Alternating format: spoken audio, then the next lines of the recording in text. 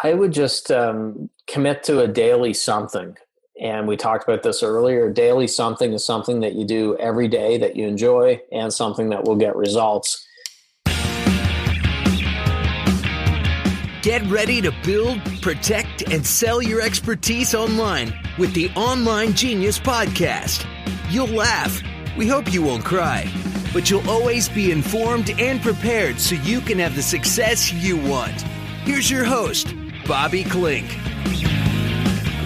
Hey, everybody. Welcome to this week's episode of the Online Genius Podcast. I'm your host, Bobby Klink, and I am really excited for today's show because we are going to be talking about how to build a successful coaching business. Now, for those of you who've been listening for a while, you'll remember that in my interview with Dory Clark, she suggested that starting with a one-on-one coaching program is really a good idea for entrepreneurs. And so even if you want to build kind of online programs or anything like that, Dory suggested starting with coaching is a good place to start. And I think that's pretty good advice. And so today we're going to be talking about the ins and outs of how do you go about building that coaching business. And luckily, you're not going to be hearing from me.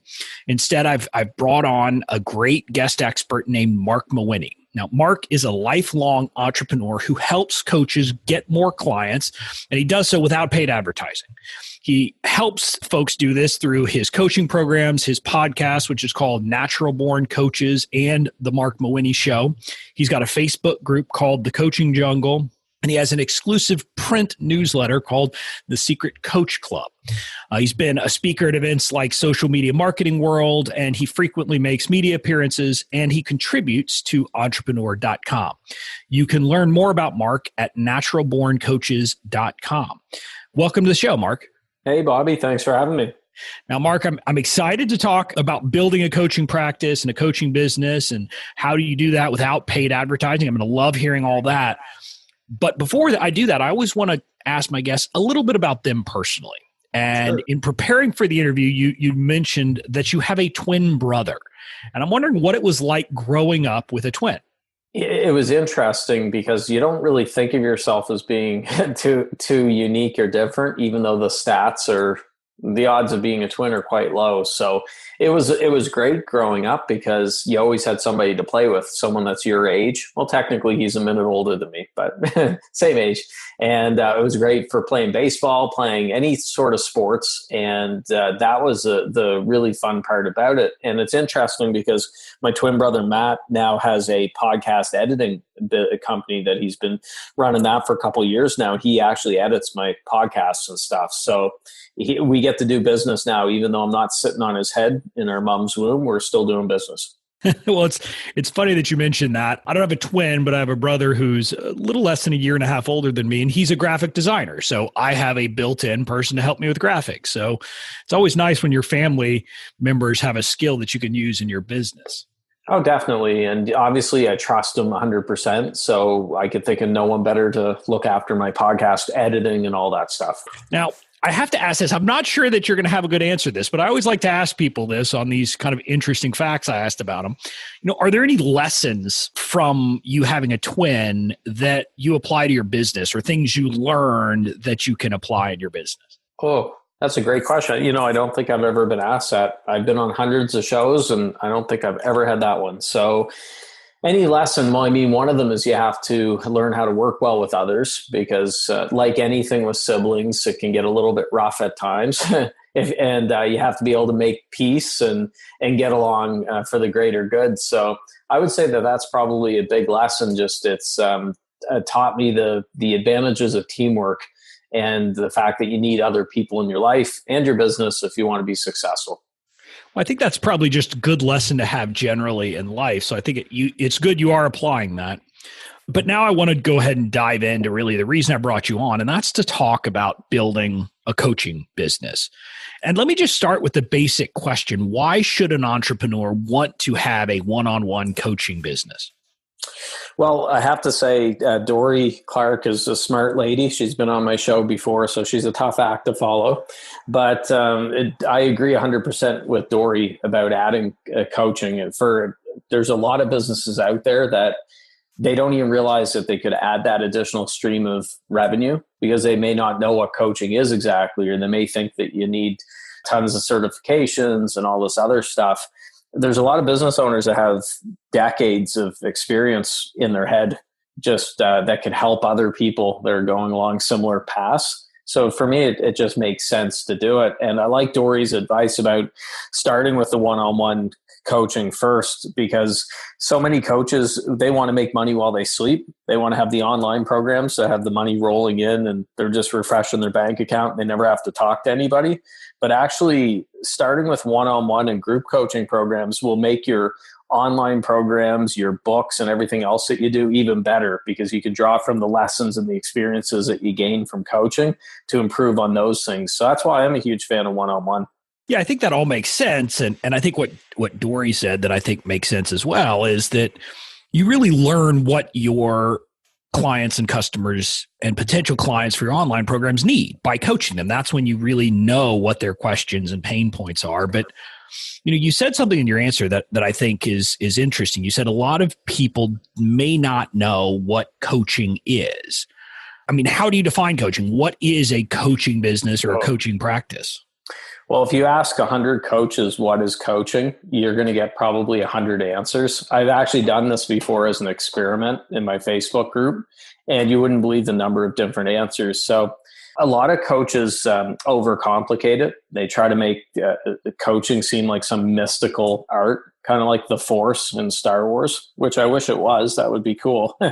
But it's not that. My definition is very simple. I mean, coaching is just helping your client get from point A to point B. You could complicate it all you want, but that's what it boils down to. People are coming to you. They're working with you because they want a transformation or result. You're helping them get there. Now, there's other things with it. I mean, you could say that coaches ask questions. They tend to listen more than they talk. It's not just telling people what to do. People are finding their own answers and so on. But that's what it boils down to, is that the coach is there to help someone get from point A to point B. I think that's a great explanation. And basically, you are simply, let me try to recap it and make sure I get this. In your mind, coaching is helping a client in most likely a one-on-one setting or maybe a one to a few setting get a specific transformation to improve their life or their business. Right. Okay. That's good. That's simple. Now with that mindset or with that kind of starting point, let me ask you, as people are building these businesses, what are the biggest mistakes that you see coaches make or entrepreneurs in trying to build a coaching business? How much time do we have today? Well, let's start with the big ones and see where we go from there. I mean, one of the big mistakes is they don't know who they want to serve. They usually try to cast a really wide net, thinking that will increase the chances of getting more clients, when in reality that will often decrease it. So if you try to be all things to all people, then you're probably not going to work with many people.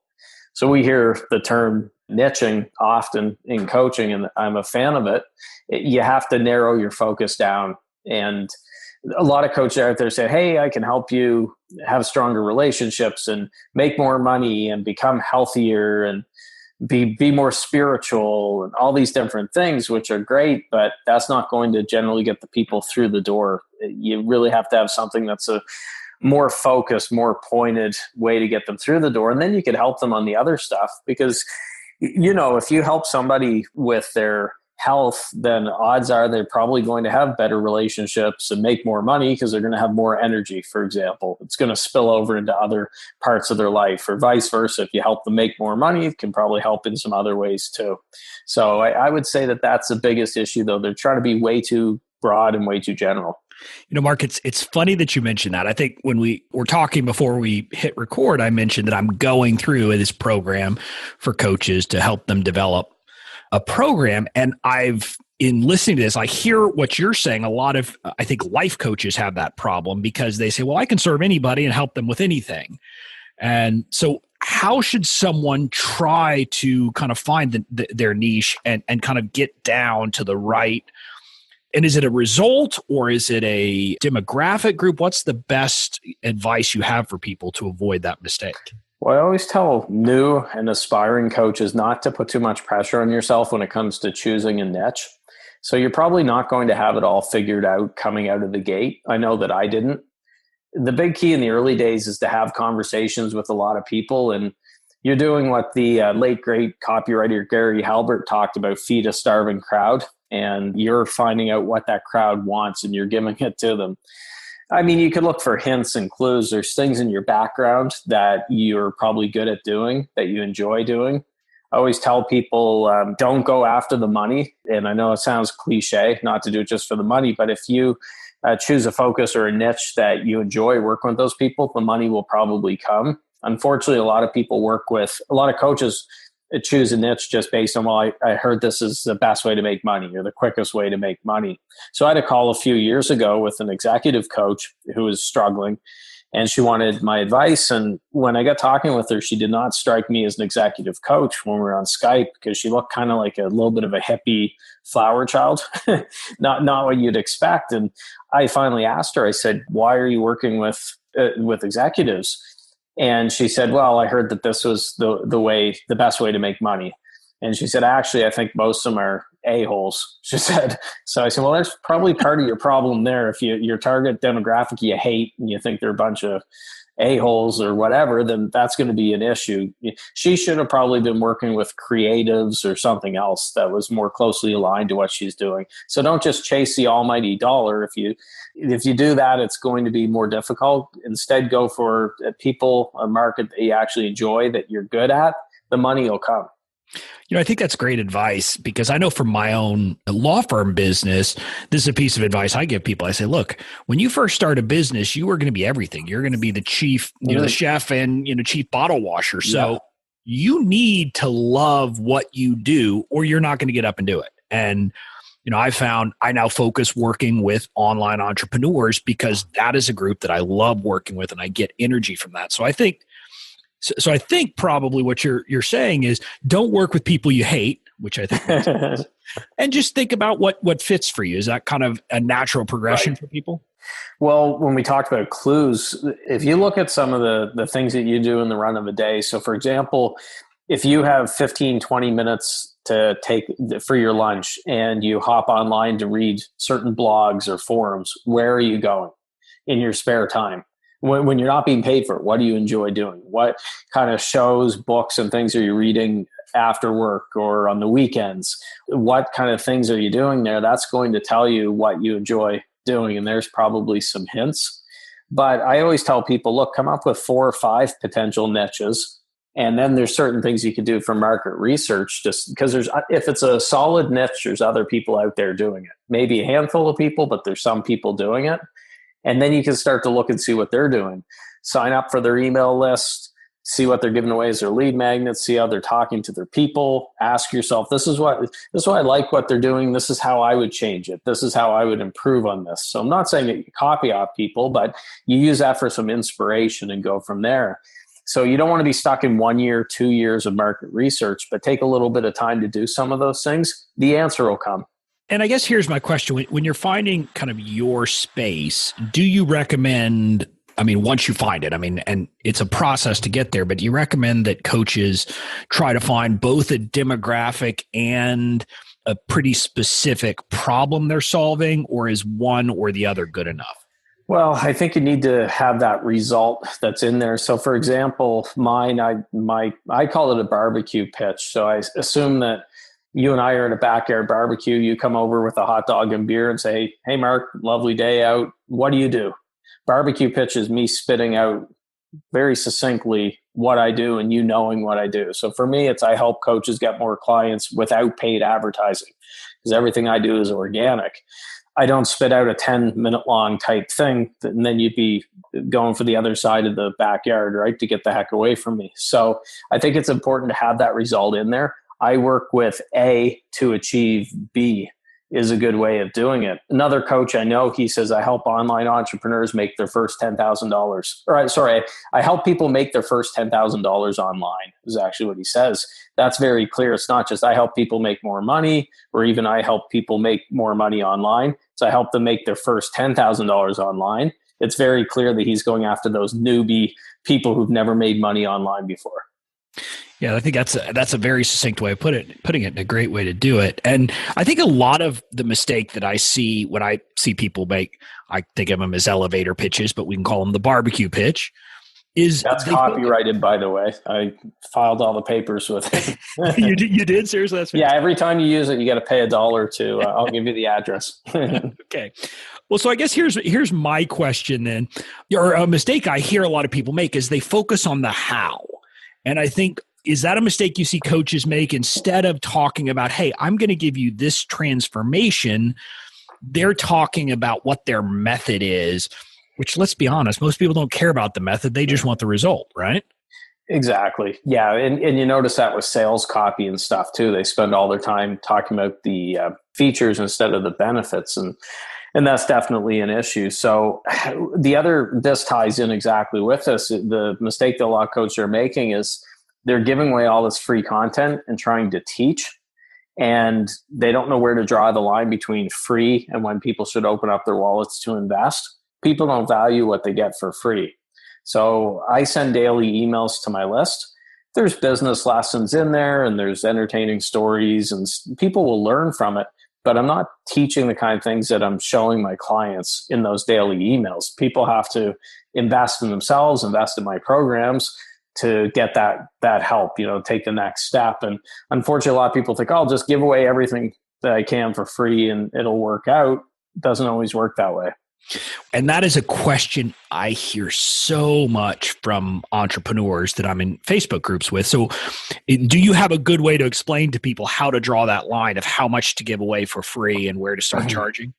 Well, here's a sneaky way for me to get a plug in, but I might be a little biased. The way I'm doing it in my Facebook group, The Coaching Jungle, is after I'm in my 5th year now. So I've had, and I'm posting close to 10 times a day on Facebook between my group, personal fan page, and everything else. So after doing, 3,000 some posts per year times however many years, I've discovered a pretty good method that way. So what I do in my Facebook group is, I think, the right balance. So the way it is, I've got right now over 11,000 coaches in there. If you're in there and you never hire me or buy one of my products, you'll still get value from what you see there. You're going to learn some stuff. It's going to help you. However, I also know where to draw the line. And it's not, for example, I don't do brain picking calls. If people want to reach out and pick my brain, I hate that phrase, by the way. I can't stand brain pickers, but I don't do brain picking calls and stuff. So I know where to draw that line. So if someone wants to check it out, pop over to thecoachingjungle.com and you can see how my posts go. But even my daily emails, I should mention that I have a call to action in every single email. Now, it's not a really arm twisting, heavy sale. I'll tell the lesson, the story, give them something, and they'll say, by the way, I go over this in greater detail in my print newsletter. It goes to print next week. Check out the link if you want to learn more, or something like that. And I'm not afraid to sell to people. Yeah, I think that's a piece people have trouble with. But so I'll give you what I do, and you can tell me if you think this is a good line. So I have a Facebook group that I started recently, which is called Legal Secrets for Online Entrepreneurs. And I use the problem, agitate, solve. So I lay out a problem and then I explain the difficulties of it. And in my case, it's pretty easy. I can say, look, what you have to do is X. And in my case, it's pretty easy often, right? Because often what it is you need to get a contract in place or you need to get these documents in place. And I might give a broad overview, but I'm certainly not giving the document away. And so then if people want, they're getting information. So they know, hey, I need on a website, I need a privacy policy. I need a terms of service, for example. But if they want help actually putting it together, that's where the charging starts. Is that kind of the model you think works for coaches? Well, I think that's a great way to do it because you're still giving them something like you said, but you're not just here, download every single PDF that people usually pay me for or whatever documents, because people don't value what they get for free anyway. So you're actually not doing them a service. You may think you are by giving them stuff for free, but you're not. I had an online program once that I bought from Derek Halpern, Social Triggers. It was a blogging program years ago, and I didn't touch it for 30 days or so. And I ended up saying, you know what, this is stupid. I forget a couple $100 on it. I'm going to have to do it because I'll beat myself up if I never touch it. And I went through it. And even though I'm not really a big blogger per se, I learned some stuff. There's stuff about niching in there, one module alone, which is worth its weight in gold. if I hadn't paid a few $100s for that program, it probably would still be collecting virtual dust on my computer. Because I paid for it, I actually felt obligated to do it, and I put more into it when I was doing it. I think that's right. And I think that's a piece that a lot of entrepreneurs and coaches don't get, which is people show up when they have skin in the game. And so I think that's a valuable lesson, listener, to keep that in mind. Now, I do want to transition briefly because we've talked about mistakes that people make. And Marc, one of the big things that you talk about is building one of these businesses without advertising. Why are you big on doing it without advertising? Well, it's not to say advertising doesn't work, because obviously it does, but a lot of people don't have that war chest or the resources to throw into Facebook ads or into Google or anything else. Like, I didn't. When I started early 2014 coaching, I was coming off a closure with my real estate business just a few years before that. I didn't have a pile of money to throw into it. So I made up for that with just more effort with putting out good content and making up for the lack of resources with good old elbow grease. And that's why I know that it works, because that's how I built my business. Now this year, I'm starting to get into Facebook ads more. But up until this point, the last 4 years, I may have spent $1,000 on Facebook ads. It's just all been organic.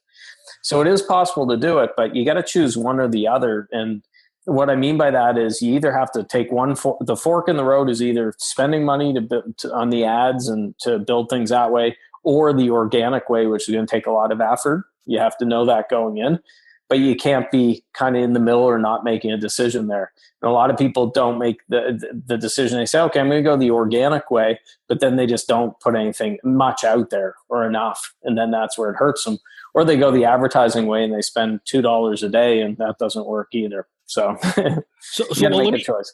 Well, let me ask you that. I mean, if someone is willing to put in the time and put in the money, can they do both? Or you're saying you think that they are mutually exclusive? No, they could definitely do both. So for example, even though I'm getting more into Facebook ads as this year progresses, I'm going to keep the pedal to the metal with organic. That's one of the reasons I like organic is it builds your content creation muscle. So a lot of coaches jump in and they want to shortcut it and just buy leads and just pay for the ads, but they're not getting that practice of creating things or talking to the marketplace as much, and they lose something there too. So I'm a fan of both. In a perfect world, you'd be going full steam ahead organically and doing the paid route. But if all things considered, if you're a new coach coming in and you're worried about paying the bills, paying the mortgage, the car payment, all that other stuff, you just can't afford to spend a bunch of money on ads, then don't look at it as a negative. Look at it, hey, here's a positive. Here's an opportunity for me to build those content creation muscles, and it's a plus. Well, so let me ask you, if someone is willing to commit to doing the organic route, I mean, what's the timeline before they're likely to start seeing results and seeing people coming to their door?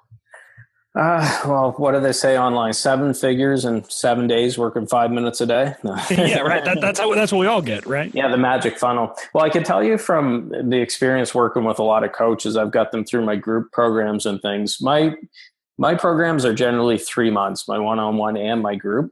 What I usually find month 1 is just them getting everything set up and clear and getting the ball rolling on stuff. We see most results starting to come in months 2 and 3 is for the tangible results. So that's by no means set in stone. Sometimes I have clients that get coaches that get clients within a week or so, and it can vary for different people, but it's not going to take 3 years to see results. It is going to take a little bit of time. So when I started doing daily emails, it took me about 30 days to start seeing results from that. So for the first couple of weeks, I wasn't noticing a whole lot, and then bang, more things started to come in from that. So you got to give it a good month or couple months of concerted effort. But the problem is everyone online is so impatient. They try something for 3 days, it doesn't work, and they think, oh, this is dumb, and they move on to the next bright, shiny object. Yeah, I think there's definitely a lot of that bright, shiny object, or me, since I have a kid, I refer to it as the squirrel problem of chasing a squirrel. But so let's talk then about briefly, without giving away your secrets, obviously, what are kind of some of the different legs of the stool for people who want to build this organically? How do they, what are the pieces they need to put in place to start doing it? Well, I can tell you my 3 legs of my stool. I'm pretty open in this. I have one of them is podcasting. So that's my show. And then also going out on shows like this one. So my podcast, Natural Born Coaches, I launched it in 2014. The first 300 days, I did a podcast every day. So the first 300 episodes, it was daily. Now it's at a weekly frequency, which is, but I could do that because I build up that momentum from the first 300. So podcasting is one leg. Second is Facebook, and especially Facebook group. My Facebook group's been a major revenue generator there because I've really worked on getting people in there, and they know, like, and trust me, and they've become clients and customers. And then the third one is email marketing, daily emails. So before I started daily emails in early 2016, I got zilch from my email list because I only emailed once a week and it was just boring talk. I had the filter on. So when I started doing daily ones in the spring of 2016, actually, I took the filter off as well. And I said, I'm just going to write like I speak, and I don't care if I offend people or if I chase people away or whatever. After 30 days, I started to notice a huge difference. Now my email list brings in a lot of revenue for me. So those are the three legs of my stool: podcasting, Facebook groups, and email marketing. But for some people, maybe it's Facebook Lives. You know, I know people that are big on things like Snapchat and Pinterest, which isn't my thing, but hey, knock yourself out. Or there's lots of other ones you can choose from. There's two things you got to remember when you're picking something to focus on. A, do I like it? Because if you don't like it, you're not going to do it consistently every day or all the time. And B, is it going to get results? So it's not enough to say, well, I like Facebook, so I'm going to post once a day on Facebook. That's not enough. Like I said, I post 10 times a day on Facebook. You got to be really visible and active out there.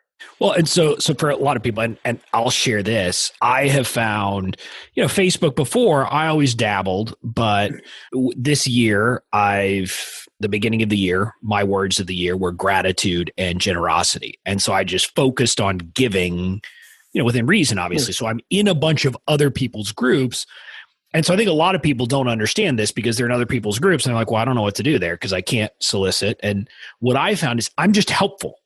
And if you're just helpful in these groups, suddenly those people are now coming to my groups. They're being attracted to me. They're reaching out to me because it accelerates the know, like, and trust. Is that something you suggest coaches do? Oh, definitely. So I have people in my group, coaches, who've told me, Marc, I've gotten a lot of clients from your group, and I'm not grumbling and thinking, they're taking food off my plate or whatever. I'm thinking, hey, that's great. That's good for the group because they do it the right way. They don't come in and spam the wall and break all the group rules and get booted out. They answer posts and they comment on them, and they're giving value, and people begin to recognize that, hey, they're leaders in the group. They're experts, and then they reach out to them. And again, most people don't want to do this because it takes some time and they want results in 2 days. But I guarantee if you spend 30 days in a couple good sized groups with your target market doing that, it's almost impossible not to get business coming somehow. So the way you're doing it, it's the way that I did it actually before I launched my group. I was in a couple groups and I did the exact same thing. Posted every day in the groups, didn't break the rules, just gave value. And I had people booking calls with me. They stalked me. They looked me up online and booked them. So it can be done even if you're not the group owner. Yeah. And what I'll say that's amazing is, so there was, in these groups, there were people that I was interacting with all the time because they were other active participants. But I'll tell my listeners, some of the people who've reached out to me literally reached out to me and I had never interacted with them. I didn't know they were in the group. They were just a lurker, but they had gotten to the point, they had seen me give value. And so it had some benefits. So I think that's, advice that you've got, Marc, that's great. Just get in there and do it daily. Let me ask you, you said a couple, would you do 2, 3 groups? How many do you think is a reasonable number? I was in 2 to 3 before I started my group. And they were groups that I found the sweet spot were groups that had between couple thousand and 5,000 members. So we'll say 2,000 to 5,000. Okay. Once you get above that, it gets really busy. So for example, with my group, we're at 11,000 plus now. The wall's pretty busy with the number of posts coming in and things. Might be a little harder to get seen or get noticed, but not discouraging people with the groups that size. I'm just saying that's what I found worked well was a couple thousand people, and the group's a nice number. Don't pick a group that has 18 people in it because you could be the best coach in the world. It's going to be awful tough to get a lot of business from it. So that would be my advice. So another thing I want to ask you, since you say you're posting 10 times a day on Facebook and you're sending out daily emails, I mean, have you just accepted that there are going to be typos, or do you have someone else who is checking in and doing that kind of work for you? Because I think that's a lot of people's fear is if they're that prolific, they're going to be making some mistakes that they're worried about. Well, the first thing I'll mention is I say I cheat a little bit, and not cheat in a bad way, but I do cross-post some stuff. So my daily email will usually go into my Facebook group. So there's one of my posts taken care of right there. I actually also copy my daily email over to my blog because Google likes it. There's other advantages there. If you're doing daily emails, you might as well use it as a blog post too. So when I say 10 times a day, people might say, oh my God, how can you do 10 times a day? A couple of those posts are my daily emails put into my group and then onto my personal Facebook because I've got a ton of my target market in there. And then some of the posts, I have a theme day post that goes out automatically in the Facebook group every day, every morning at 8 a.m. Eastern time. There's one of my posts as well. So that does make it a little bit easier. But to answer your question about typos, I don't get too worked up. I do read my emails over and I'll send myself a test to make sure the link works and stuff before it goes out when I'm scheduling it. But if there's a typo, I'm not too worried about it. I got corrected recently during St. Patrick's Day. I sent an email out and I called it St. Patty's Day. Someone from Ireland actually emailed me who's on my list and said there's no such thing as St. Patty's Day, only St. Patrick's Day. And she gave me a history lesson on it. I know, as some people have a lot of time on their hands, but hey, and I once had an improper use of an apostrophe or a possessive there, and somebody corrected me on that. But I don't get too worried. If they're not my ideal client anyways. But yeah, I will say though, it is important not to be littered with typos. There's one person in particular that I actually like his stuff, but he's a horrible speller and it takes away from it because I'm trying to translate it, every 10th word there's a typo and it really eats into the flow. So I'm careful with it, but I'm not so obsessive that's taking me an hour to write, say, an email. It takes me about 15 minutes, including checking the links and doing a quick proofread through. So it's not taking me an hour to write an email. I think that may scare some people. I assume that when you started doing daily emails, it took you longer than 15 minutes. Yeah, it took me about an hour. Yeah, but as you build the skill, you get better at it, I'm assuming. Yeah, now I can crank one out. Now, if I have half an hour that I sit down, I can sometimes finish 2 emails or often finish and schedule them in. But that's just because I'm writing so often, I'm used to doing it. Right. Okay. Now, Marc, I am an analytical guy. I like to read stuff and get resources. So I guess here's my question.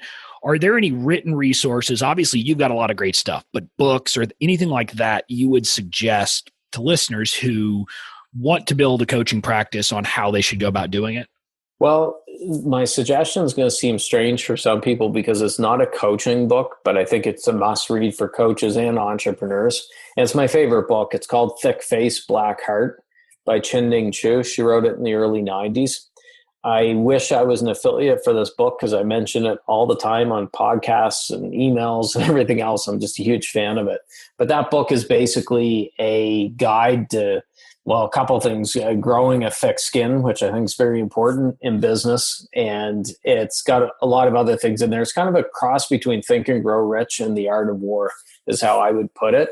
And that book, anyone who's becoming a coach, I think should read it because it's going to help them defend their time better. It's going to help them go after their goals ruthlessly, but not ruthlessly in a bad way. When we hear ruthless, we think evil, but it's actually just you're very focused, determined, and it's actually in a good way. So Thick Face, Black Heart by Chinh-Ning Chu. I've never read it, but it's now on my list of books to read, so I'm looking forward to it. Now, Marc, one last question. I like to think in short, actionable steps. So either something that a listener could do in 5 minutes a day or something that they could get done by the end of the week if they really focused on it. With those parameters, what is something you would suggest to listeners do if they want to build their coaching practice? I would just commit to a daily something. And we talked about this earlier. Daily something is something that you do every day that you enjoy and something that will get results. So again, for me, it was a podcast for the first almost a year, 300 episodes, and now it's daily emails. For you, it might be daily Facebook Lives. Could be daily, God knows what. There's 100 things to choose from. So something that it's not going to take a long time to do it every day, but just the consistency of doing it every day is very important. I would recommend start it this week, because if you can get the first week down and get it done, that's the hardest. Then you get into that habit, and it gets much easier as you go on. So I would say commit to a daily something and do it this week to get the ball rolling. I think that's great advice, because there's no time like the present. So Marc, thanks for all the great advice. Now, if listeners want to get in touch with you, maybe want to start getting your daily emails, how can they reach out and find you? Sure. The best spot is naturalborncoaches.com. And while they're there, I have a free ebook. It's called The Real ABCs of a Successful Coaching Business. It's basically what I wish I'd known when I started coaching. So they can get that there. Or they can pop into the Facebook group, thecoachingjungle.com, thecoachingjungle.com. Thanks, Marc. It has been a pleasure having you on today. Yeah, well, thanks, Bobby. Listeners, that's it for now, but stay tuned for the quick legal lesson after the break. And now for today's legal lesson. Yay! Wow, Marc had some great advice there, and I am actually going to implement some of it in my business. Seriously, I am going to start thinking about doing either daily emails or something close to that, because I think it's great advice that providing value to your clients or potential customers on a regular basis is useful. And again, his advice, you don't have to make it too complicated. You don't have to worry about it being perfect and put filters on. Just do it and get that information out there. So I'm going to implement it. I hope you will too, if you're thinking about building a coaching business. Now, what I wanted to focus on for today's legal lesson is a piece of the back end that you need to have in place once, or really to start your coaching business. And that is, you need to have a client agreement in place. Every relationship you have with a customer needs to be governed by a written agreement. Again, there's that word again, written agreement. You'll notice I talk about it a lot. It's because written agreements are, in a sense, the best way for you to avoid disputes and protect yourself. And so you definitely need one for coaching clients, because a coaching client you are going to have a relationship with. They're going to be giving you money. You're going to be providing them services. So you need to make sure that you have the right agreements in place with them in advance. And so let's talk about what you need to put in that agreement. Now, there's a lot of what I would call legalese you're going to have in there. And so those are going to be things like, what's called a preamble that says, hey, whereas, this coaching client wants to get coaching services, and hey, whereas I provide it, we've agreed to the following. Then you're going to set out what services you will provide. And you'll put that, in depth and spell it out. So if it's one call a week, you just say it's one call a week. If it's one call a week plus homework plus email, whatever the service you're going to provide, you spell it out in detail so there can be no dispute about it. So there can't be something down the line where he says, well, I thought you were also going to do X, Y, and Z. And you say, no, I didn't say that. So again, spell out the service you're going to provide in detail in the written agreement. And again, if this is coaching, it's probably pretty simple. It's probably weekly calls or something like that, but it might have other things like that. So spell it out. The next piece is the fees. What are they paying? When do they have to pay it? How do they pay it? All of those details need to be spelled out in detail. Again, the point is simply so that there's no dispute, no misunderstanding, nothing like that. I'll tell you, I've worked with a lot of coaches who don't do this, who don't have these fees spelled out, who don't have these agreements, and it's a mistake. You should have something that spells out what they're going to pay you and when they're going to pay you, especially if you're not, if you think about it, if you're not getting paid all up front, well, if you don't have a written agreement, good luck trying to collect it later if a dispute comes up. So, but more importantly, if you provide the service and then they try to contest it, or make some issue, having that written agreement is going to be hugely important for you. Again, this may seem like overkill or something like that, but what I'll tell you is these agreements will protect you in the long run, and it takes just a little bit of time to set them up at the outset. So that's a bit of a digression, but the point is some of the most important things. What are you going to do for them? What are they going to pay you? How are they going to pay you? When are they going to pay you? Another clause you definitely need to have in there is a dispute resolution clause. So you need to figure out, how do you want any disputes resolved? And there are generally two options. One is you go to court, and the other is you have what's called arbitration. And arbitration is where you have a private person that the parties hire who resolves the dispute. You have to pay the person to decide it, but you generally get a decision quicker, so you pay less on attorneys. Again, this is going to depend on kind of the amount of money at stake. But regardless of which option you choose, you're going to choose the forum. Well, since you're writing this contract, you probably want to have it set so that it's going to be wherever you are.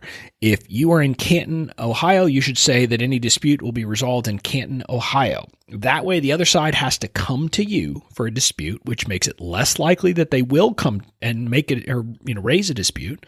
But also, it just means if there is a dispute, it's more convenient for you. So you might as well have that home field advantage. So those are some of the things that will vary from contract to contract. You're also going to have some boilerplate language in there, things like what's called an entire agreement clause and an amendment clause. And what those do is they collectively mean that this written agreement is the entire agreement between the parties. So the entire agreement will literally say that, basically this written agreement and any attachments is the entire agreement between the parties. And it basically has this legal language that says it trumps and supersedes any other written or oral agreements we may have had in the past. So the point of that is so that neither party can say, well, but we talked about, because what you talked about is irrelevant. What's relevant is what's in the written agreement. So you want to have a solid agreement there. Now, the amendments clause says that any amendment has to be in writing and signed by both parties. So the point of that is to work in tandem with your entire agreements clause so that neither party can say, well, but afterwards we talked about and we were going to change it. If there's not a written document signed by both parties, it doesn't change anything.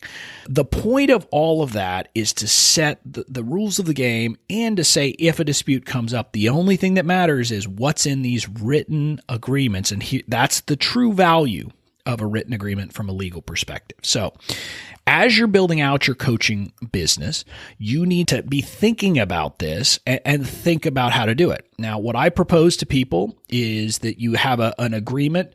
And especially if you have multiple different kinds of coaching programs where you provide different services, what you can do is just have a pretty blanket initial agreement itself that's good for all of them. And the way you do that is you say the services to be provided are set forth in attachment A, and the fees to be paid are attached in exhibit or attachment B. And then you'll just have a scope of work or something like that you define in the back. So for example, if you had 3 different coaching programs, you will say, one set is the, program 1, one set of documents for program 2, and one set of documents for program 3. That way you just kind of mix and match and do it that way. Alternatively, you can just put those things into each contract and you have a different contract. But that's how I would, I generally suggest putting it into an attachment. So all you have to change is that attachment. And that's a mentality that people who do done for you services definitely want to have, but bring it over to coaching also makes sense. Now, what I want to point out to you though is everything I've talked about here, this is in the midst of a one-on-one coaching program. But the same principles apply if, for example, you're doing a one-to-many, so a group coaching program. If you're doing, say, 5 people in a group, each one of them should be subject to an agreement. And if you're going to do group calls and things like that, you should have it very clearly spelled out that you're going to do that and make very clear that they are agreeing to that and that they're not later going to complain that other people were hearing this private information about them, etc. So those are some of the things to think about, in building this group membership or a group coaching program. But the fundamental point is have a coaching agreement prepared and ready to go so that when you sign up people for your coaching program, you just have them sign it. It's easy, quick, easy, get it done, and you have it signed and you're ready to go. So prepare those documents and you will know that your relationships with your one-on-one coaching clients and your group coaching clients are protected. And so that's it. That's the important point. Get those agreements in place. I hope you've enjoyed this show. Again, got a great episode coming up next week, so I hope you'll be here for that as well. If you like the show, please give us a rating and review on iTunes or whatever service you use to download or listen to the show. And also share the show with others that you think might benefit from it so we can get more people educated on these things and get themselves protected. That's it for this show. This is Bobby Klink signing off. Thanks for listening. And remember to visit mistakes.youronlinegenius.com to get your essential guide to the 4 legal mistakes that can doom your business and how to avoid them. Join us next week for another episode to expand your online genius and your success.